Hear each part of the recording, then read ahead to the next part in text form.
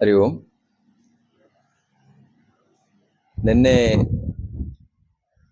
ಸಂಜೆ ನಡೆದಂತ ಘಟನೆಯಿಂದಾಗಿ ನಮ್ಮೆಲ್ರಿಗೂ ಅತ್ಯಂತ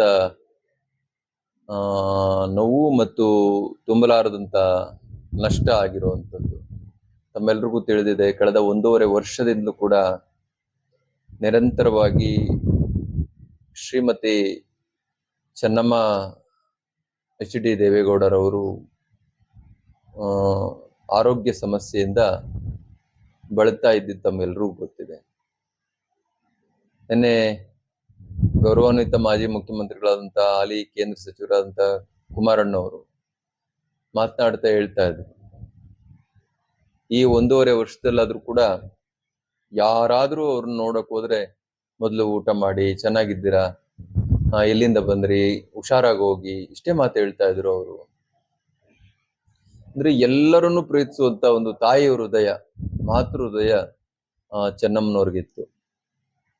ಚೆನ್ನಮ್ಮನವ್ರಿಗೆ ದೇವೇಗೌಡರೇ ಅಧಿಕಾರದಲ್ಲಿರಬೇಕು, ಅವ್ರ ಮಕ್ಕಳೇ ಅಧಿಕಾರದಲ್ಲಿರಬೇಕು ಅಂತೇನಲ್ಲ.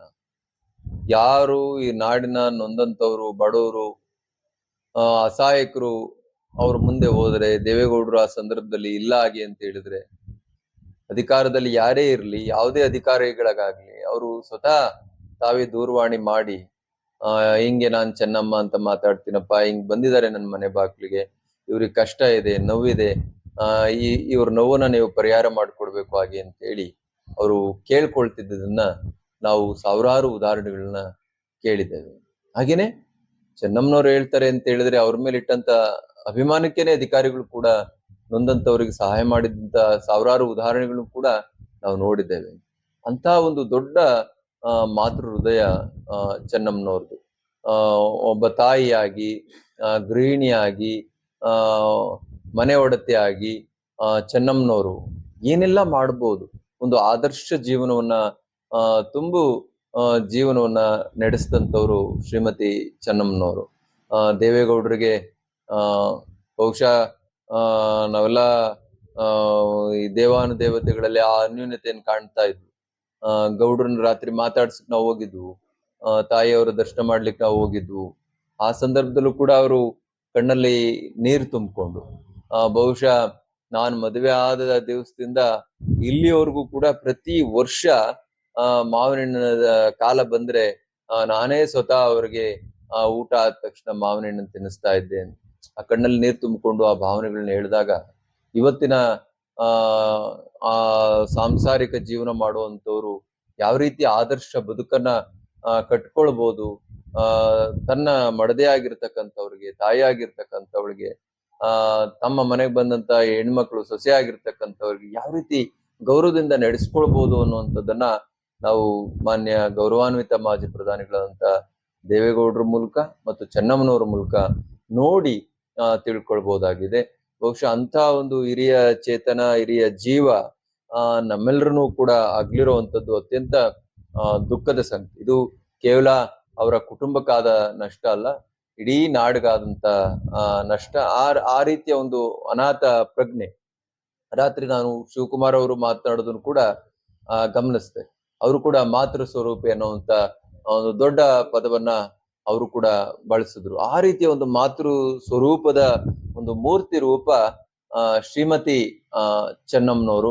ಅದರಿಂದ ಅವರ ಒಂದು ಅಗಲಿಕೆ ನಮ್ಮೆಲ್ರಿಗೂ ನೋವು ತಂದಿರೋದ್ರ ಜೊತೆಗೆ, ಚೆನ್ನಮ್ಮನವರು ನಡ್ಕೊಂಡಂತ ರೀತಿ, ದೇವೇಗೌಡರು ಪ್ರಧಾನಿಗಳಾಗಿದ್ರು, ಅವರ ಮಗ 2 ಸರಿ ಈ ನಾಡಿನ ಮುಖ್ಯಮಂತ್ರಿಗಳಾಗಿದ್ರು.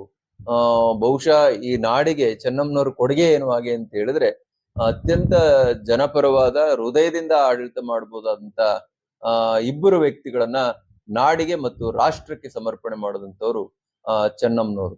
ಒಂದು ಗೌರವಾನ್ವಿತ ಮಾಜಿ ಪ್ರಧಾನಮಂತ್ರಿಗಳಾದಂತ ದೇವೇಗೌಡರು, ಒಂದು ಸಣ್ಣ ಸೊಸೈಟಿನಲ್ಲಿ ಡೈರೆಕ್ಟರ್ ಆಗಿ ಆಯ್ಕೆ ಆದಂತ ದೇವೇಗೌಡರು ಇವತ್ತು ಶಾಸಕರಾಗಿ ಅವ್ರ ರಾತ್ರಿ ಹೇಳ್ತಾ ಇದ್ರು, ನಾನು ಸೈಕಲ್ ಗುರುತಿನಲ್ಲಿ ಇಂಡಿಪೆಂಡೆಂಟ್ ಆಗಿ ನಾನು ಸ್ವತಂತ್ರ ಅಭ್ಯರ್ಥಿಯಾಗಿ ಶಾಸಕನಾಗಿ ನಿಂತೆ, ಅದಾದ ನಂತರ ಮತ್ತೆ ಒಂದು ಪಕ್ಷದ ಜೊತೆ ಗುರುತಿಸ್ಕೊಂಡು ಮತ್ತೆ ನಾನು ಶಾಸಕನಾಗಿ ಗೆದ್ದು ಮಂತ್ರಿ ಆಗಿ, ಬಹಳ ಅಲ್ಪಾವಧಿ, ಈ ಅಲ್ಪಾವಧಿಯ ಒಂದು ಕೆಲಸ ಎಲ್ಲ ಸೇರಿದ್ರೆ ದೇವೇಗೌಡರು ಒಂದು 4 ವರ್ಷ ಅಥವಾ ಒಂದು 50 ತಿಂಗಳು 40 ತಿಂಗಳು ಅಧಿಕಾರದಲ್ಲಿ ಇದ್ದಿರಬಹುದೇನೋ.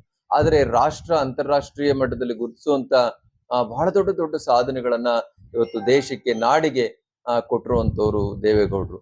ಇದರಿಂದ ಇದ್ದಂತ ಬಹಳ ದೊಡ್ಡ ಶಕ್ತಿ ಯಾವುದು ಹಾಗೆ ಅಂತ ಹೇಳಿದ್ರೆ ಅದು ಚೆನ್ನಮ್ಮನವರು ಅಂತ. ಹಾಗೇನೆ ಕುಮಾರಸ್ವಾಮಿರವರು ಬಹುಶಃ ಇಡೀ ದೇಶ ಮೆಚ್ಚುವಂತ ಆಡಳಿತವನ್ನ 2 ಬಾರಿ ಮುಖ್ಯಮಂತ್ರಿಗಳಾಗಿ ಕೊಟ್ರು. ಯಾಕೆ ಹಾಗೆ ಅಂತ ಹೇಳಿದ್ರೆ ಚೆನ್ನಮ್ಮನವ್ರು ಕೊಟ್ಟಂತ ಸಂಸ್ಕಾರ, ಆ ಸಂಸ್ಕೃತಿ ಅದನ್ನ ಯಾವಾಗ್ಲೂ ಕೂಡ ಅವರು ಮೆಲ್ಕಾಕ್ತಾ ಇದ್ರು. ಹಾಗಾಗಿ ಒಬ್ಬ ತಾಯಿ ಆಗಿರ್ತಕ್ಕಂಥವಳು, ಒಬ್ಳು ಮಡದೆ ಆಗಿರ್ತಕ್ಕಂಥವಳು ತಮ್ಮನ್ನ ನಂಬಿದವ್ರನ್ನ ಯಾವ ರೀತಿ ಬೆಳೆಸ್ಬೇಕು, ಅವ್ರನ್ನ ಉಳಿಸ್ಕೊಳ್ಬೇಕು, ಅವ್ರ ಕೈಲೇ ನಾವು ಸದಾ ಒಳ್ಳೆಯದನ್ನೇ ಮಾಡಿಸ್ಬೇಕು ಅನ್ನೋದಕ್ಕೆ ಒಂದು ಜ್ವಲಂತ ನಿದರ್ಶನ, ಜೀವಂತ ನಿದರ್ಶನ ಯಾವ್ದಾದ್ರು ಇದ್ರೆ ಬಹುಶಃ ಅದು ಚೆನ್ನಮ್ಮನವ್ರದ್ದು. ಬಹುಶಃ ಅವರ ಅಗಲಿಕೆ ಇಡೀ ನಾಡಿಗೆ ತುಂಬಲಾರದಂತ ನಷ್ಟವನ್ನ ಉಂಟು ಮಾಡಿದೆ. ಅವರ ಪಾರ್ಥಿವ ಶರೀರವನ್ನ ನೆನೆ ಅವೆಲ್ಲ ದರ್ಶನ ಮಾಡಿದ್ದೇವೆ. ಮತ್ತೆ ನಾಳೆ ಸುಮಾರು 3 ರಿಂದ 4 ಗಂಟೆ ಸಮಯಕ್ಕೆ ಅವರು ದೇವೇಗೌಡರ ಹುಟ್ಟೂರಾದಂತ ಹರದನಹಳ್ಳಿಯ ಪಕ್ಕ ಅವರ ಮನೆ ದೇವರು ಮಾವಿನಕೆರೆ ರಂಗನಾಥ ಸ್ವಾಮಿ ಅಂತೇಳಿ, ರಂಗನಾಥ ಸ್ವಾಮಿ ಬೆಟ್ಟದ ತಪ್ಪಲ್ನಲ್ಲಿ ನೆನ್ನೆ ತಾನೇನೆ ಜಮೀನನ್ನ ಖರೀದಿ ಮಾಡಿ, ಬಹುಶಃ ನಾನು ಕೂಡ ಅವ್ರಿಗೆ ಸಲಹೆ ಕೊಟ್ಟಿದ್ದೀನಿ. YS ರಾಜಶೇಖರ ರೆಡ್ಡಿ ಅವರ ಹುಟ್ಟೂರಲ್ಲಿ ಒಂದು PPP ಪ್ರಾಜೆಕ್ಟ್ ನಲ್ಲಿ IIIT ಮಾಡಿದ್ದಾರೆ. ಆ ರೀತಿಯ ಒಂದು ದೊಡ್ಡ ಟ್ರೈನಿಂಗ್ ಸೆಂಟರ್ ಅನ್ನ ಒಂದು IIIT ನಲ್ಲಿ ತರಬೇಕು. ಚೆನ್ನಮ್ಮ ದೇವೇಗೌಡರ ಹೆಸರಿನಲ್ಲಿ ಆ ಸಂಸ್ಥೆ ನಡಿಬೇಕು. ಅಲ್ಲಿ ಪ್ರತಿಭಾನ್ವಿತ, ಈ ದೇಶದ ಸಹಸ್ರಾರು ಪ್ರತಿಭಾನ್ವಿತ ವಿದ್ಯಾರ್ಥಿಗಳು ಬಂದು ಕಲ್ತು ಹೋಗುವಂತ ಒಂದು ದೊಡ್ಡ ವಿಶ್ವವಿದ್ಯಾನಿಲಯ ಸ್ಥಾಪನೆ ಆಗ್ಬೇಕು ಹಾಗೆ ಅಂತೇಳಿ, ಅದು ದೇಶದ ಸರ್ಕಾರ ಮಾಡುವಂತದ್ದಾಗ್ಲಿ, ಅದಕ್ಕೆ ಬೇಕಾದಂತ ಎಲ್ಲ ಸಹಕಾರಗಳನ್ನ ದೇವೇಗೌಡರ ಕುಟುಂಬ ಮತ್ತು ನಾವೆಲ್ಲರೂ ಕೂಡ ಕೊಡ್ಲಿಕ್ಕೆ ಸಿದ್ಧರಿದ್ದೇವೆ ಅನ್ನುವಂತ ಮಾತನ್ನ ಈ ಸಂದರ್ಭದಲ್ಲಿ ಹೇಳಲಿಕ್ಕೆ ಇಚ್ಛೆ ಪಡ್ತೇವೆ.